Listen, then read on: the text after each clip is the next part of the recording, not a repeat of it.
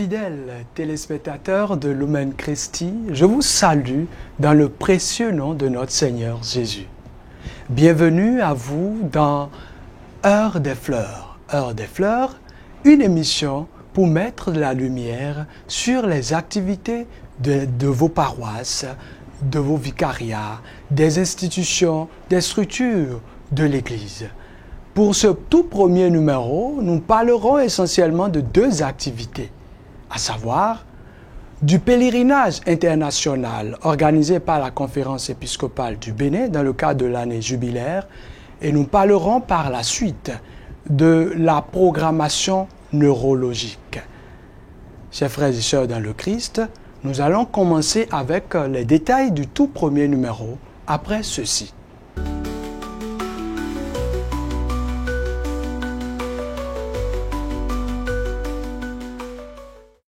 Voilà, à nouveau, bienvenue, chers frères et sœurs, dans Heure des Fleurs. Nous parlons de pèlerinage. Et pour découvrir, pour avoir plus de précision sur ce pèlerinage international, organisé, comme je le disais, par la Conférence épiscopale du Bénin, nous avons deux consacrés sur ce plateau. Je commence par le tout premier. Je voudrais reconnaître la présence sur ce plateau du Père Boris Pénéton. Il est secrétaire de la commission épiscopale chargée des missions, pèlerinage et du jubilé à la Conférence épiscopale du Bénin. Cher Père, bonsoir. Bonsoir, Monsieur Fassidon. De l'autre côté, toujours là, à nos côtés, vous le connaissez certainement déjà, le Père Anissé Nyavi. Il est directeur de la communication de la Conférence épiscopale du Bénin. Cher Père, bonsoir. Bonsoir, Monsieur Fassidon. Alors, nous parlons de pèlerinage, et précisément de pèlerinage dans le cadre du jubilé. Et je voudrais commencer, avant que nous allons dans les précisions, je voudrais commencer par ce que c'est que le pèlerinage. Qu'est-ce qu'un pèlerinage, cher Père Anissé? Merci beaucoup. Je salue avec beaucoup de joie nos amis téléspectateurs de Lumen Christi. Voilà, c'est un plaisir pour moi d'être reçu en ce moment pour parler du pèlerinage.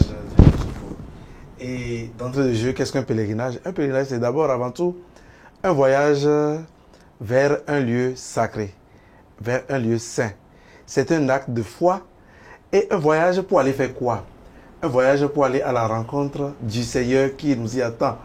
C'est un moment de grâce inouï, un moment où nous sommes appelés à vivre intensément plusieurs activités d'ordre spirituel.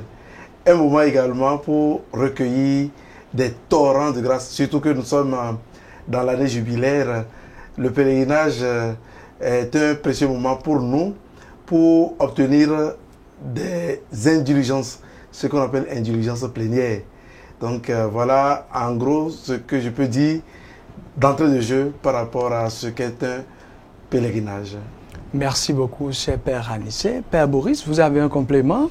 Je voudrais simplement ajouter qu'un pèlerinage est un temps de prière et un temps de pénitence. On fait pèlerinage pour s'unir davantage au Seigneur dans la prière, pour faire une expérience unique et puis pour apprendre à marcher à la suite du Christ. Car un pèlerinage revêt toujours la dimension de la marche. On marche. Merci beaucoup, cher Père. Alors, Père Anissé, alors nous venons de comprendre davantage avec vous tous ce qu'est réellement un pèlerinage. Et je voudrais savoir, nous parlons de pèlerinage, quel est le pèlerinage qui nous réunit ce soir? Voilà, nous sommes ici ce soir pour parler du pèlerinage de Yamoussoukro. Comme vous le savez, la Conférence épiscopale du Bénin organise en cette année jubilaire un pèlerinage en direction de Yamoussoukro. Et vous savez, au cours de l'année jubilaire, nous avons la possibilité de faire un pèlerinage vers Rome pour passer par la porte sainte, ce qui est un moment intense, un moment de grâce inouïe. Et il y a beaucoup dans le monde entier qui, durant toute l'année jubilaire, sont en train de vivre cette expérience extraordinaire. Mais tout le monde ne pourra pas aller nécessairement à Rome. Alors, nous avons également d'autres possibilités pour bénéficier des mêmes grâces. Et c'est justement à l'occasion d'un pèlerinage. Les évêques du Bénin ont souhaité qu'un pèlerinage soit donc organisé pour que tous les fidèles qui le veulent puissent y prendre part pour bénéficier des mêmes grâces que ceux qui sont allés à Rome. Donc nous avons également une belle basilique, une splendide basilique à Yamoussoukro, au niveau de notre continent africain ici. Et c'est une aubaine, une opportunité inouïe que nous offrent donc nos pères les évêques, pour que nous aussi, nous allions passer par la porte sainte à Yamoussoukro, que nous participions à ce pèlerinage-là pour bénéficier des torrents de grâce que le Seigneur déverse déjà sur nous en abondance, des torrents de grâce que le Seigneur destine à nous tous déjà. Donc c'est de ça que nous parlons cet après-midi. Et il y a des conditions qui entourent ce pèlerinage-là, qui entourent l'organisation de ce pèlerinage. C'est de tout cela que nous aurons à parler cet après-midi.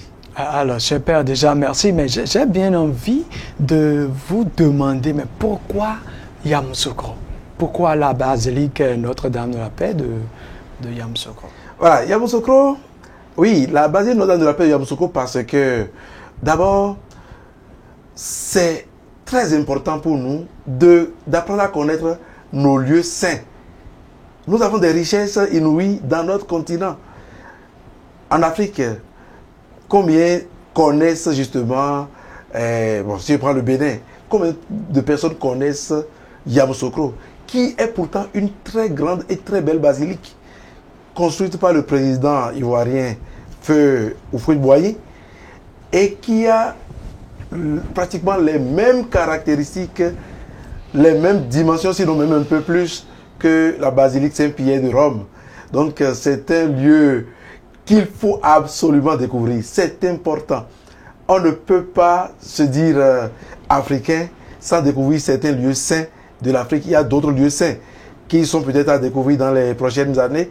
Mais cette année, les évêques ont voulu que ce soit Yamoussoukro. Le choix a été porté sur Yamoussoukro parce que c'est un lieu saint également qui mérite d'être connu dans notre continent.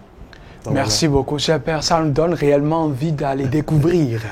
Alors, Père Boris, je voudrais vous demander à présent de nous dire qui est appelé à participer à ce pèlerinage. Tout croyant, je dirais, tout croyant est appelé à participer à ce pèlerinage. Mais en premier, les catholiques, les fidèles catholiques sont les premiers appelés à participer à ce pèlerinage-là. Et ce n'est pas seulement les catholiques du Bénin. Nous avons invité nos frères et sœurs des pays de la sous-région, du Togo, du Ghana, du Nigeria, du Burkina Faso. Nous étions le mois dernier avec le président de la commission, nous étions à Yamoussoukro. On nous a dit, mais les Burkinabés sont très nombreux à venir à Yamoussoukro et ils seront ravis d'apprendre qu'un tel pèlerinage est en train d'être organisé par l'église du Bénin. Et déjà en Côte d'Ivoire, il y a un enthousiasme qui naît autour de ce pèlerinage que nous sommes en train d'organiser. Alors tout le monde est invité, tout le monde. Donc tout le peuple de Dieu du Bénin est réellement invité à participer. Absolument, et il y a de la place pour tout le monde. Nous sommes donc contents de le savoir. Alors, cher Père Anissé, je voudrais maintenant savoir quelles sont les conditions pour participer à ce très bon pèlerinage organisé par la conférence épiscopale du Bénin dans le cadre de l'année jubilaire. Voilà, c'est tout simple. D'abord, toute personne est invité à participer à ce pèlerinage. Et quels sont les moyens dont nous disposons pour nous y rendre? Il y a deux moyens. Si je veux y aller par voie terrestre, avec les bus, des bus vraiment de très bon standing, des bus climatisés, des bus de très bonnes conditions et tout, et voilà, je n'ai qu'à payer simplement 200 000 francs CFA Et ces frais prennent en compte tout, pratiquement. L'hébergement, le voyage d'abord, l'hébergement, la restauration, un kit pour le pèlerin, etc. Donc, un t-shirt aussi. Quand je parle d'un kit, c'est vraiment tout l'ensemble. Avec 200 000 seulement, nous avons tout ça. Et nous allons faire le voyage aller et retour. Et la deuxième possibilité, c'est ceux qui voudraient y aller par voie aérienne. Pour diverses raisons, il y a des personnes qui préfèrent peut-être y aller par avion. C'est aussi une possibilité offerte par la conférence épiscopale du Bénin. Et à ce niveau-là, le coût est 800 000 francs CFA. Ça prend en compte le billet d'avion aller-retour, l'hébergement là-bas, la restauration et tout le kit du pèlerinage. Donc voilà essentiellement de quoi il est question. Nous avons ces deux possibilités-là, soit par voie terrestre, soit par voie aérienne. Et s'il y a peut-être d'autres éléments, je vais laisser la parole au Père Boris pour vous donner d'autres détails. Voilà, Merci beaucoup. Cher Père, Père Boris, vous avez des compléments par rapport aux conditions? Le Père Anissé a tout dit. A dit l'essentiel. Voilà. Donc nous avons deux possibilités, soit par voie terrestre ou par voie aérienne. Alors je voudrais quand même savoir quel est le contenu proposé pour mieux vivre et bien vivre d'ailleurs ce pèlerinage, c'est-à-dire quel est le programme, quelles sont les activités qui vont meubler ce pèlerinage, cher Père Boris? Nous aurons beaucoup d'activités, nous aurons naturellement les Eucharisties quotidiennes, nous aurons les confessions, nous aurons beaucoup d'exercices spirituels, le chemin de croix, la récitation du chapelet. Nous aurons également une grande nuit d'adoration, de prière, de louange. D'intercession. Du 1er au 2 août, nous aurons cette nuit-là. Et bien sûr, la grande messe de clôture qui sera présidée par une éminence. Il y a tout cela. Et ça, c'est l'aspect. Est-ce qu'on peut déjà avoir... Non, je vous on va laisser l'effet surprise. Je vous laisse découvrir la surprise. Et l'autre aspect auquel on ne pense peut-être pas, c'est qu'il y aura une grande partie réservée au tourisme. Nous allons découvrir d'autres lieux saints de la Côte d'Ivoire. Nous allons faire un peu de tourisme. C'est un avantage. Nous allons voir, par exemple, la mare au Caïman. En Côte d'Ivoire, Yamoussoukro, nous allons voir cela. Il y a de très beaux lieux en Côte d'Ivoire que nous allons découvrir pendant ce pèlerinage-là. Nous avons même prévu le village, je ne dirais pas le village olympique, mais nous avons prévu le village du pèlerin. Et dans ce village, il y aura diverses activités culturelles. Nous aurons probablement des panels, je dis probablement parce que cela reste à organiser avec les pèlerins qui vont venir des différents pays. Donc, nous aurons des panels, nous aurons des échanges interculturels. Nous allons parler de la vie de la foi dans nos différents pays. Et chacun saura à peu près comment ça se passe dans la communauté catholique du Burkina Faso, du Niger, de la Côte d'Ivoire. Nous serons tous là. Voilà. Je vous assure que c'est un programme alléchant. Ça donne vraiment envie, là. Et regret aux absents. Je crois qu'il n'y aura pas d'absents pour le moment. Alors, parlons toujours des avantages sur le plan spirituel. Et Père Anissé, vous étiez en train de le dire au début, vous avez parlé des indulgences plénières. Et parlez-nous un peu plus de ça parce que nombreux n'ont pas la chance de connaître d'abord de quoi il s'agit et comment vivre cela. Et dans ce cadre, je parle de ce pèlerinage. Parlez-nous-en de cet avantage. Merci. D'abord, qu'appelle-t-on indulgence plénière? C'est un moment de grâce qui nous est offert durant, par exemple, une année jubilaire ou à d'autres occasions également. Et dans le cadre de l'année jubilaire, les indulgences plénières constituent pour nous donc un moment de grâce, un creuset de grâce inouï. Vous savez, qu'appelle-t-on indulgence? C'est quand nous péchons, je vais expliquer pour que le chrétien lambda comprenne terre à terre ce que je veux dire par indulgence. Quand nous péchons, nous sommes tous des pécheurs. Quand nous péchons, il y a des peines qui sont directement liées à tous ces péchés-là que nous commettons. Il y a des peines temporelles qui sont liées à cela. Et donc, l'indulgence plénière vient pour effacer les peines temporelles dues à nos péchés ou bien causées par nos péchés. Alors, c'est un torrent de grâce inouïe. Alors, au cours de l'année jubilaire, le pape a décrété une indulgence plénière pour tous ceux qui vont remplir des conditions précises. Et la première condition, il faut participer donc à un pèlerinage, par exemple. Il faut se confesser à cette occasion-là. Il faut participer à la messe et communier. Il faut prier pour les intentions du Saint-Père. Alors, quand vous remplissez ces conditions-là, et voilà, à cela s'ajoute le passage par la porte sainte qui est indiquée. Voilà, quand vous remplissez ces conditions, vous bénéficiez de ces indulgences plénières-là. Vous avez la rémission de vos peines temporelles causées par le péché. Donc, vous devenez complètement nouveau, un peu comme le nouveau baptisé. Vous devenez nouveau, un cœur nouveau, un esprit nouveau. Vous êtes neuf, vous êtes revigoré, vous vous remplissez d'énergie, de la force du Saint-Esprit pour aller de l'avant sur le chemin de la sainteté. Il faut donc absolument vivre ce pèlerinage pour bénéficier de tous ces avantages. En tout cas, c'est un rendez-vous à ne pas rater. Absolument. Pour aucune raison, vraiment. Absolument. Voilà. Alors, cher Père Boris, je suis intéressé. Comment m'inscrire?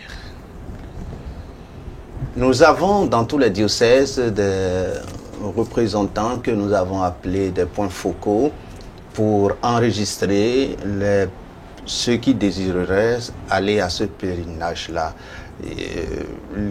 Il suffit de se rapprocher de la curie diocésaine pour obtenir leur contact. Cependant, il est possible de s'inscrire au siège de la conférence épiscopale 6 à Kadjeroun, entre l'imprimerie La Nation et l'archevêché de Cotonou. On peut venir s'inscrire là. On peut également s'inscrire sur le site de la conférence épiscopale du Bénin, l'église catholique au Bénin.org. Voilà. On peut s'inscrire. Il y a des numéros qu'on peut appeler également pour s'inscrire. Vous pouvez déjà nous communiquer. 01 91 36 66 66. Je reprends 01 91 36 66 66 ou encore 01 97 69 57 69 ou encore un dernier numéro 01 97 69 91 34. Alors tous ces numéros peuvent nous vous les rendrons disponibles. Ceux qui sont intéressés, les fidèles qui voudraient s'inscrire peuvent les appeler ou se rendre au siège de la conférence épiscopale ou encore s'adresser au secrétariat de leur curie diocésaine pour contacter les représentants, les points focaux que nous avons mis en place dans les différents diocèses. En Côte d'Ivoire aussi, nous avons un point focal qui est à la cathédrale de Yamoussoukro. Nous avons un point focal, donc tous ceux qui désireraient s'inscrire en Côte d'Ivoire peuvent s'adresser à ce point focal-là qui est dont le siège est la cathédrale de Yamoussoukro. Merci beaucoup, cher Père. Je vois un jeune intéressé,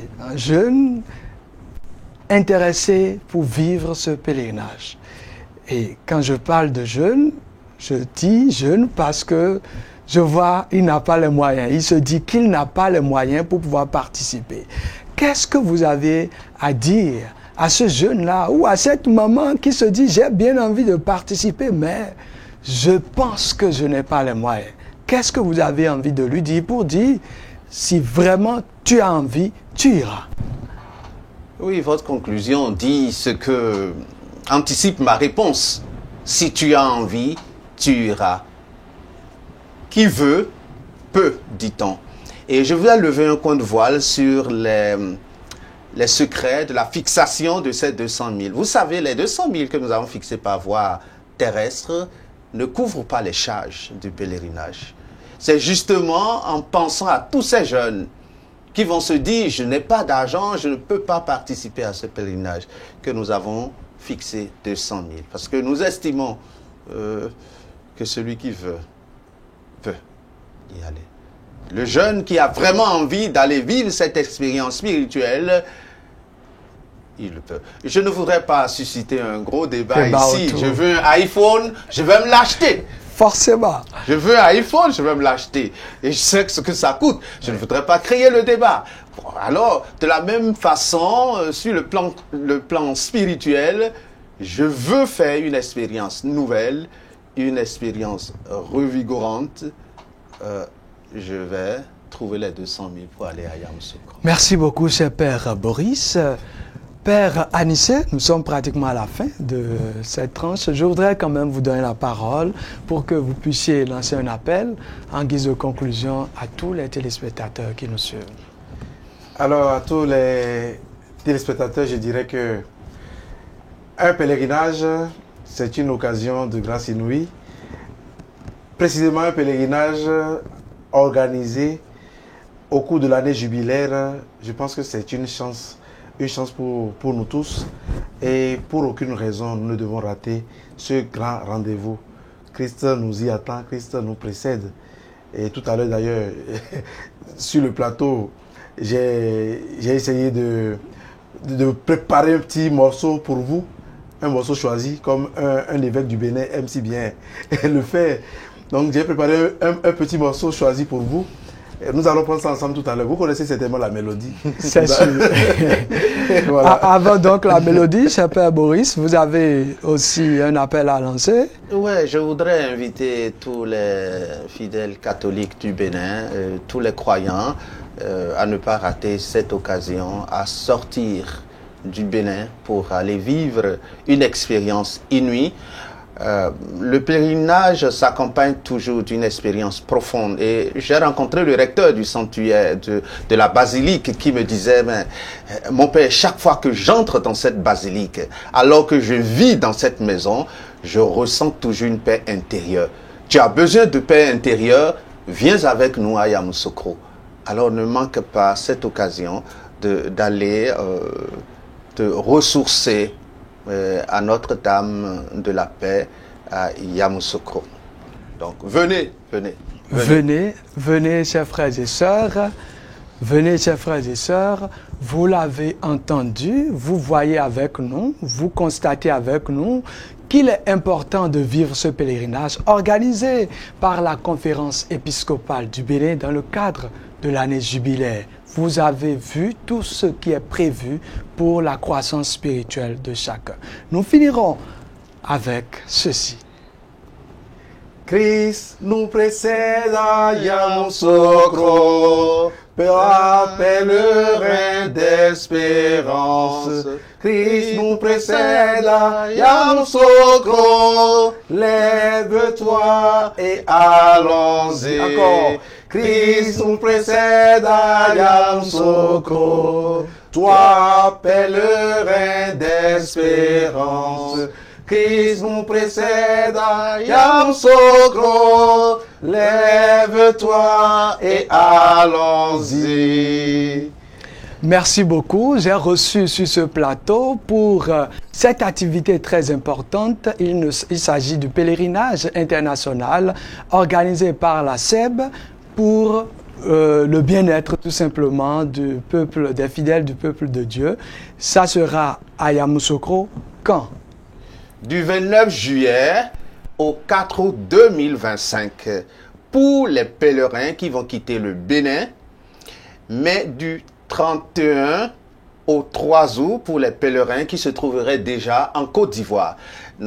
La différence de jour parce que les pèlerins béninois ceux qui vont prendre la route devront y rouler 48 heures environ. Alors, la messe d'ouverture, c'est d'ailleurs le 31 juillet 2025 à 10 heures à la cathédrale de Yamoussoukro. D'accord. Merci beaucoup et ne décrochez surtout pas. La deuxième partie, c'est juste après ceci.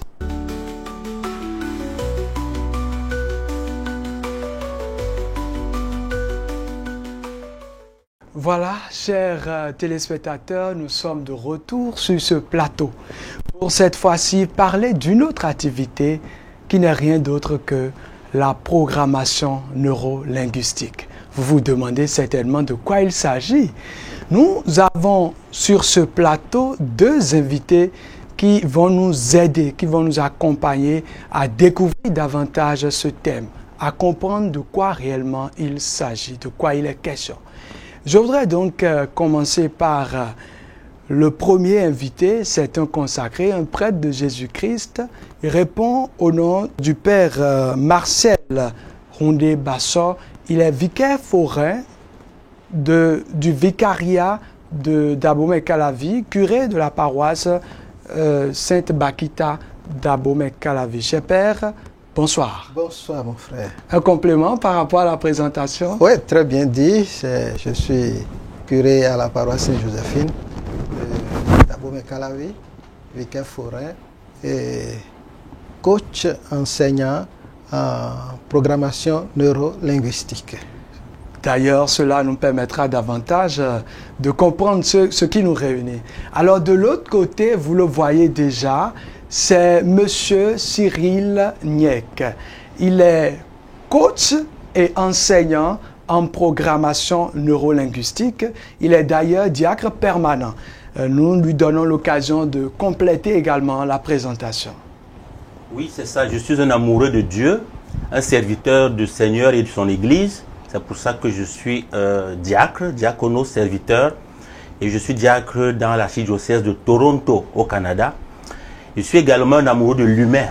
Et c'est pour cela que la PNL est pour moi un outil de travail fondamental pour permettre à l'humain de se relever et de devenir l'humain que Dieu a créé à son image et à sa ressemblance.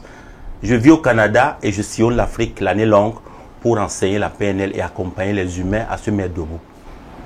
Merci beaucoup. Alors, nous commençons tout simplement ainsi et je démarre par vous, coach Cyril. Programmation neurolinguistique. Essayez un peu de nous démystifier tout ça. C'est quoi? Merci beaucoup. Je vais le faire. Je vais peut-être pas essayer juste. Je dirais que nous sommes tous programmés par notre éducation à la maison, à l'école, même à l'église, hein, dans la société, dans nos familles. Nous sommes programmés pour être ce que nous sommes. J'ai été programmé pour être un catholique parce que ma famille m'a programmé, mon environnement m'a programmé. Nous sommes programmés pour faire ce que nous faisons. Nous sommes programmés pour réussir. Malheureusement, il arrive aussi que nous sommes programmés pour ne pas réussir parce que nous avons reçu des croyances limitantes qui ont fait que nous n'arrivons pas à laisser éclore notre plein potentiel et nous vivons une vie qui est en deçà de ce que le Seigneur attend de nous. Alors la programmation, c'est une approche de changement. C'est une approche qui te dit que tu es capable de déprogrammer ce qui ne te convient plus parce que ça ne t'aide pas à devenir la meilleure version de toi-même, c'est-à-dire l'humain que Dieu a créé pour transformer ce monde. Et en déprogrammant tout ce qui t'empêche, tu peux programmer à la place ce qui te permet de te mettre debout et d'être pleinement debout et humain. Voilà ce que je peux dire de la PNL. C'est une approche qui est née aux États-Unis dans les années 70 et qui a fait vraiment du bien à des millions de personnes. Et nous, comme CFCI, nous avons décidé de christianiser la PNL et de la faire rentrer dans l'église. C'est ce que nous faisons. En ce moment, nous avons déjà des milliers de consacrés qui se sont formés à PNL et qui font un travail extraordinaire d'évangélisation avec cet outil merveilleux de changement, de transformation et de communication. J'ai bien envie de vous poser cette question, mais quelle est la différence entre la programmation neurolinguistique et le développement personnel? C'est un outil de développement personnel, je veux dire. Parce que le développement personnel, c'est tout ce qui permet à l'humain d'améliorer toutes les dimensions de son être. Le sport est un outil de développement personnel, la lecture, l'école, la culture générale. Donc là, nous sommes vraiment dans les outils de psychologie appliquée qui permettent à l'humain de pouvoir se développer dans toutes les dimensions de son être afin, comme nous le disons en développement personnel, de devenir la meilleure version de soi-même. Je vais quand même dire que c'est un développement personnel qui est appliqué dans notre contexte de chrétiens, appliqué à l'évangile. C'est proprement très évangélique ce que nous faisons avec la PNL, parce que ce qui nous porte, c'est cette parole du Seigneur qui dit « Je suis venu pour qu'ils aient la vie et qu'il ait en abondance ». Merci beaucoup, cher coach. Alors, cher père Marcel, on se demande, mais toutes ces questions de programmation, ça vient faire quoi dans le cadre de l'Église? Et dans le cadre de la pastorale, qu'est-ce qu'on retient concrètement, cher père? Alors, je voudrais commencer par dire ce que notre archevêque, dès son arrivée, nous a apporté. Dès son intronisation, il a voulu lancer le diocèse sur une nouvelle marche avec ce que nous savons tous, le plan stratégique d'action pastorale. Et cela a apporté des changements naturellement. Et comme le coach Cyril a dit tout à l'heure, la programmation neurolinguistique est une approche de changement. Donc, la PNL nous donne des outils nécessaires pour que nous puissions réaliser ce changement en douceur, sans que personne ne soit détruit de l'intérieur et que nous vivions ce changement vraiment pour l'épanouissement de tous et de tout le diocèse. Donc, c'est une approche qui aide Monseigneur dans sa pastorale et transformera le diocèse suivant la vision qu'il nous a annoncée. D'accord, merci beaucoup, cher père. Et est-ce que de façon pratique, est-ce que vous avez un exemple à nous donner par rapport à la programmation neurolinguistique dans le cas de la pastorale, par exemple? Ah, il y a beaucoup d'exemples parce que moi, j'ai rencontré la programmation neurolinguistique et ça a été une grande chance pour moi dans mon ministère. Vous voyez, par exemple, nous faisons des méditations dans l'église et le mode de méditation souvent reste littéraire et parfois on est en silence, on ne sait pas à quoi s'accrocher. La programmation neurolinguistique a ce que nous appelons la centration. Et lorsque la centration est bien conduite, ça vous fait descendre au plus profond de votre cœur pour rencontrer l'autre qui est présent en vous. Et souvent, je commence par exemple mes célébrations. Au lieu de commencer directement, je calme les esprits. Nous sommes venus à l'église, le Seigneur nous y attend et rencontrons-le, écoutons-le dans notre cœur. Et cela nous introduit dans le rite pénitentiaire et cela donne une plus grande sérénité et assurance à vivre la célébration. Merci beaucoup, cher père. Alors, l'activité qui nous réunit essentiellement ce soir, c'est le salon de la programmation neurolinguistique dans les écoles. Qu'est-ce que cela veut dire, monsieur coach Cyril? Oui. La PNL, c'est un outil de changement, de communication, et c'est un outil qui est d'abord né à l'université. Hein. Il est né à l'université, donc dans un cadre éducatif. Et la PNL à l'école permet à tous les membres de la communauté éducative de pouvoir déjà acquérir ces outils qui permettent d'améliorer le bien-être des enfants, des enseignants, des encadreurs scolaires. C'est un outil qui améliore le bien-être, améliorer la communication dans l'espace scolaire et, très important, améliorer également le rendement académique et scolaire des élèves. Parce qu'il va permettre aux élèves de modéliser ceux qui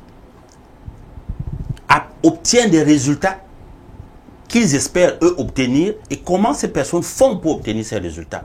Parce que la PNL, soit dit en passant, est née de la modélisation de l'excellence humaine. Donc, lorsque la PNL est bien comprise et intégrée dans une école, nous sommes capables de modéliser l'élève qui excelle, que ce soit par son comportement, que ce soit par ses résultats académiques dans une matière ou l'autre. Nous sommes capables de modéliser, c'est-à-dire de comprendre le processus mental, les schémas mentaux qu'il applique pour arriver à ces résultats. Et là, vous vous rendez compte que l'enseignant, en plus des outils qu'il a, qui sont les outils didactiques, il a aussi ces outils cognitifs qui lui permettent vraiment d'accompagner les élèves à leur réussite. Et l'école devient un lieu de bien-être, un lieu d'épanouissement, un lieu de joie. Ce n'est plus un lieu de violence où l'enseignant parfois utilise de la violence sur l'enfant, parce que la PNL est contre ces affaires-là de toute façon, mais aussi parce que l'enseignant est équipé. Une fois équipé, un être humain qui est équipé ne peut qu'être senti bien. Alors la PNL va à l'école pour équiper les enseignants, pour équiper les élèves, mais aussi pour équiper les parents. Parce que les parents sont les premiers éducateurs de leurs enfants. Alors nous leur disons, ben, venez vous outiller, comme ça vous allez mieux accompagner vos enfants à la maison, et les enseignants aussi vont bien les accompagner, et tout le monde dans cette communauté éducative, tout le monde jouant bien son rôle, les enfants vont profiter et la société va profiter. C'est un cadeau, je pense, pour les écoles, et c'est une grosse opportunité que nous avons là de pouvoir faire de nos écoles des lieux de relèvement, des lieux d'épanouissement de la jeunesse. Merci beaucoup. Donc, c'est une activité qui aidera à coup sûr les élèves et même les parents. Oui. Alors, cher père, je voudrais savoir, cette activité, ce salon-là, se déroulera où et quand? Cette activité se déroulera le samedi 22 mars et à l'école catholique, collège catholique Saint-Thérèse de l'Enfant Jésus à Calavi. Et ce sera le 22 mars à partir de 16h. Et parents, élèves, enseignants, tous sont appelés à vivre ce moment-là de transformation et qui nous donne des outils pour gérer la relation déjà avec entre l'enseignant et l'enseigné, mais la relation aussi entre parents et enfants. Et j'ai bien envie de vous demander, cher père, qu'est-ce qui est prévu pour ce salon? Quel est le contenu de ce salon? Quel est le programme? Le programme de ce salon, c'est d'abord d'ouvrir l'esprit à tous ceux qui vont participer pour qu'ils comprennent des présupposés de communication entre adultes et enfants, entre les personnes elles-mêmes, et cela pourra leur donner de vivre désormais une relation plus harmonieuse et plus calme. Merci beaucoup, cher père. Alors, coach Cyril, je suis à nouveau à vous. Je voudrais savoir, quel est l'avantage du parent à envoyer son enfant à ce salon et quel est l'avantage d'un élève, d'un apprenant à participer à ce salon? Oui, merci beaucoup. Alors, le parent qui vient ou qui envoie son enfant, d'abord qui envoie son enfant à ce salon, c'est un parent qui a compris que l'enfant a en lui toutes les ressources pour réussir, tout ce qu'il veut réussir dans la vie, et qu'il suffit seulement d'activer ces ressources. Et la PNL, c'est un activateur de potentiel. Donc l'enfant qui fait la PNL, son leadership personnel se développe, ses compétences enfouies se développent, il gagne en assurance, il gagne en confiance en soi, il apprend également à communiquer de manière bienveillante, il apprend à gérer les conflits. Et du coup, c'est un enfant, un adolescent qui grandit sur toutes les dimensions, dans toutes les dimensions de son être. Ce n'est pas seulement la dimension intellectuelle, il y a la dimension émotionnelle, la dimension physique, mais je dirais même la dimension spirituelle. C'est vraiment une approche holistique de la croissance personnelle. Et le parent, lui, gagne parce que là, il va acquérir des outils de communication bienveillante avec son enfant. La communication entre parents et enfants ne sera plus une communication hachée, heurtée, mais ça sera une communication bienveillante. Merci beaucoup, cher père. Alors, je suis intéressé en tant que parent. Comment envoyer mon enfant à ce salon? Quelles sont donc les conditions? Alors, ce salon, pour cette fois-ci, est gratuit. C'est gratuit. Il suffit de s'y rendre, d'être sur les lieux. Et je souhaite que ceux qui ont suivi cette émission puissent répondre pour profiter. Parce qu'il faut dire, de façon générale, lorsque nous faisons le salon, c'est la participation, ça a un prix. Mais cette fois-ci, nous faisons gratuitement. Gratuitement. Et donc, on est libre, on vient et on vit ce moment merveilleux qui nous ouvre à un bonheur, à un grand bonheur. Une manière donc de l'Église pour accompagner les parents et les apprenants aussi certainement. Absolument, de l'Église pour accompagner les parents, et l'Église elle-même vit cela, et je peux profiter pour annoncer que même notre archevêque, Monseigneur, avec ses prêtres, ceux qui sont proches de lui dans la gestion du diocèse, vont vivre 2 jours de formation intense pour s'ouvrir à la base PNL, et afin que la dynamique du changement qui a commencé puisse se poursuivre et se poursuivre de façon heureuse. Merci beaucoup, cher Père. Alors, coach Cyril, nous avons parlé déjà de plusieurs acteurs de ce cadre, de cet environnement de l'enseignement. Nous avons parlé du parent, nous avons parlé de l'apprenant. Alors, pour cet enseignant qui nous suit en ce moment, quel est son intérêt, quel est l'intérêt de l'enseignant à participer, à vivre pleinement les activités prévues dans le cadre de ce salon? Alors, là, je voudrais dans les yeux regarder mes collègues enseignants, parce que je suis un enseignant de métier. J'ai enseigné à l'école primaire, à l'école secondaire et plus tard à l'université. Pour dire à mes collègues, chers collègues, nous avons été formés pour dispenser le savoir. On nous avait fait croire que nous sommes les possesseurs du savoir et de la connaissance. Nous sommes au XXIe siècle, c'est terminé. Nous ne possédons plus le savoir. Aujourd'hui, nous sommes des facilitateurs du processus d'apprentissage. Parce que n'oubliez pas, au XXIe siècle, l'intelligence artificielle est rentrée. La connaissance est disponible. Les enfants sont plus avancés que nous. Ce que nous avons et qui va permettre que notre rôle reste central, c'est que nous devenions des coachs. Dans ce sens que nous serons des facilitateurs du processus de connaissance.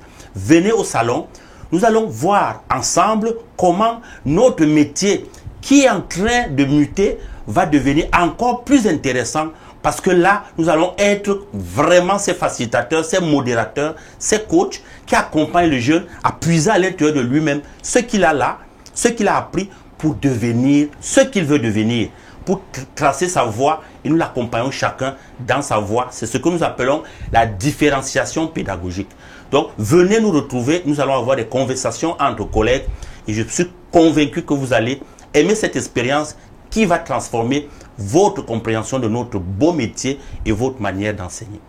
Merci beaucoup, coach Cyril. Merci. Cher Père, et pour participer, si j'ai des questions, si j'ai besoin d'avoir plus d'informations, quels sont les contacts pour mieux m'informer? Alors, pour mieux s'informer, nous avons d'abord le 01 96 96 41 41. Alors, qu'avez-vous à dire, cher Père, en tant que pasteur, à ses fidèles parents, à ses fidèles écoliers, élèves, à ses fidèles enseignants? Alors, ce que je voudrais dire, c'est que les enseignants, les parents, tous se rendent compte que toutes les ressources pour réussir sont en chacun de nous. Et c'est parce que nous ne le savons pas, nous ne savons pas atteindre ces ressources-là que parfois nous sommes limités. Alors, je voudrais que tous puissent aller à ce salon-là afin de pouvoir découvrir la manière, la méthode pour atteindre les ressources qu'il y a en nous et les faire sortir pour que cela puisse nous transformer entièrement. Alors, cher Père, est-ce que vous êtes accompagné pour ce salon-là? Est-ce que vous avez des partenaires qui vous accompagnent?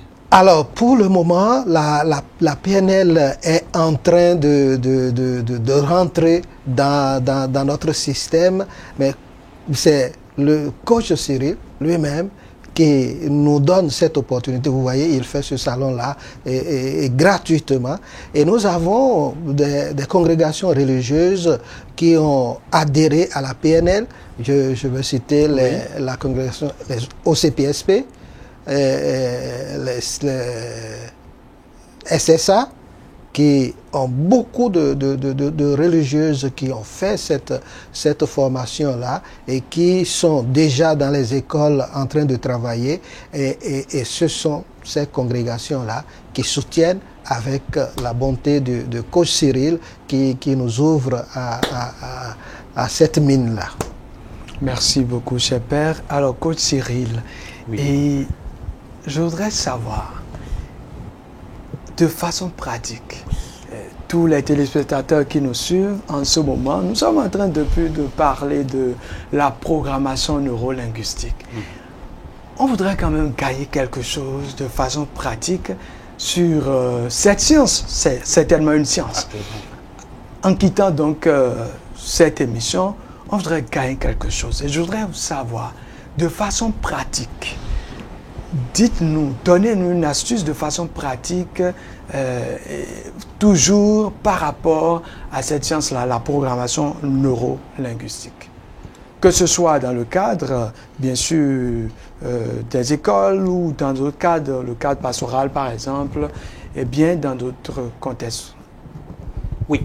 Alors, puisque la PNL est issue de la modélisation de l'excellence humaine, ça signifie que les personnes qui sont excellentes, parce que la question de base c'est comment ceux qui réussissent, ceux qui excellent, font-ils pour devenir excellents? Alors notre Seigneur et Sauveur Jésus-Christ a été modélisé. Donc nous pouvons modéliser toute personne qui dans un aspect de sa vie excelle et pouvoir reproduire ça ailleurs. Donc en réalité, nous sommes les professionnels de la réussite et de l'excellence humaine. C'est ça. Alors, nous sommes capables de modéliser dans le domaine journalistique les meilleurs journalistes chrétiens dans le monde et proposer ça dans les écoles de journalisme ou bien aux collègues ou bien aux journalistes. Nous pouvons faire pareil pour les parents. Les parents qui réussissent à accompagner leurs enfants à grandir sans violence, sans intimidation, de manière bienveillante, comment ils font? On les modélise et on peut enseigner ça aux autres. Les pasteurs, nous avons notre pasteur qui est là, le curé, le père Marcel. Comment les prêtres qui excellent dans leur pastoral, dans leur relation avec leurs vicaires, avec leurs confrères, avec les paroissiens, qui créent l'harmonie, le bien-être dans la paroisse, comment font-ils pour réussir à le faire? Et on peut les modéliser et enseigner à d'autres. On peut modéliser tout le monde dans un foyer. Comment les hommes qui réussissent à être fidèles à leurs femmes, à aimer leurs enfants, à accompagner leur famille, à vivre une vie calme et paisible, à être des bons croyants, des bons chrétiens, comment ils font? Donc, en réalité, c'est ça, ce sont ces questions-là que nous posons. Et nous ne sommes pas les spécialistes du contenu, nous sommes les spécialistes du processus. C'est-à-dire, nous pouvons dire aux gens comment ils font et chacun, en suivant le processus, réussira à atteindre ses objectifs. C'est en cela que je dis c'est une opportunité, c'est une chance pour nous en Afrique d'avoir la PNL et dans l'église d'avoir la PNL parce que nous ne sommes pas obligés de commencer à zéro. Nous pouvons commencer à partir du succès et éviter beaucoup de temps que nous perdons souvent dans les essais-erreurs. Aujourd'hui, nous sommes capables d'accélérer rapidement. Je vous dis, on peut devenir excellent en peu de temps. J'ai accompagné des gens qui sont devenus millionnaires en très peu de temps. Tout simplement parce qu'on a modélisé ceux qui deviennent millionnaires en étant honnêtes. Comment ils font? Et tu fais cela. Et ça marche. Parce que tout dépend de ton état d'esprit, le mindset. Donc, comment ces gens fonctionnent? Donc, nous pouvons vraiment faire des choses extraordinaires avec la PNL. Moi, je pense que c'est un outil des sciences humaines que le Seigneur a mis à la disposition des humains pour qu'ils puissent grandir, pour ressembler au Seigneur qui est l'humain avec H majuscule, celui que nous recherchons. Merci beaucoup, coach Cyril. Nous sommes pratiquement à la fin de cette émission et je voudrais quand même, cher Père, que vous puissiez nous rappeler à nouveau la date et voilà le lieu aussi du salon. Alors, le salon de la PNL à l'école sera à Calavi, à l'école au collège Sainte-Thérèse de l'Enfant Jésus, tenu par les sœurs OCPSP. C'est là que le salon se passera le samedi 22 mars à partir de 16h. Voilà. D'accord, merci beaucoup, cher Père. Un appel, monsieur coach Cyril, un appel en guise de mot de conclusion. Oui, un appel, c'est appel et remerciement à l'église de Bénin. Je voudrais ici remercier l'archevêque de Parakou, qui m'a fait l'honneur de me recevoir ainsi que notre équipe cette semaine-ci à Parakou. Monseigneur Pascal lui dit merci et remercie toutes les congrégations religieuses qui nous accompagnent dans ce pays. Elles sont nombreuses, féminines et masculines. Et rappeler à tout le monde pour leur dire que nous ne sommes pas obligés de vivre à genoux. Nous ne sommes pas obligés de vivre tête baissée ou courbée. Nous pouvons nous relever. Parce que la gloire de Dieu, comme disait Sainte Irénée de Lyon, la gloire de Dieu, c'est l'homme debout, l'homme vivant. Et nous sommes là pour donner la vie et non donner la mort. Et la PNL nous donne les outils humains, je rappelle, pour accompagner justement cette mission que nous avons reçue de notre Seigneur, d'aider nos frères à se mettre debout, parce que nous sommes responsables de nos frères. Nous avons beaucoup reçu, il nous sera beaucoup demandé. Merci beaucoup. Merci, chers téléspectateurs. Curé de la paroisse Sainte-Joséphine Bakita d'Abomey-Calavi et vicaire forain du vicariat d'Abomey-Calavi. Le père Marcel Roundé-Bassor était notre invité. Cher père, encore une fois, merci. Merci beaucoup. Et de l'autre côté, nous avons le coach Cyril Niek. Il est enseignant et il est aussi professeur certifié dans la programmation neurolinguistique. C'était un plaisir pour nous de vous avoir reçu sur ce plateau. Chers frères et sœurs, téléspectateurs de Lumen Christi, vous l'avez compris, c'est la fin de cette émission. N'oubliez surtout pas, nous avons parlé de deux activités, à savoir du pèlerinage international organisé par la conférence épiscopale du Bénin dans le cadre de l'année jubilaire. Et nous avons également parlé du salon de la programmation neurolinguistique dans les écoles.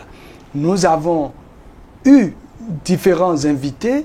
Nous espérons surtout que vous avez aimé. N'oubliez surtout pas Heure des Fleurs, une émission qui met de la lumière sur les activités de nos paroisses, de nos vicariats, de nos diocèses tout simplement. Merci à la technique et à la réalisation. Lumen Christi, par ta lumière, nous voyons la lumière.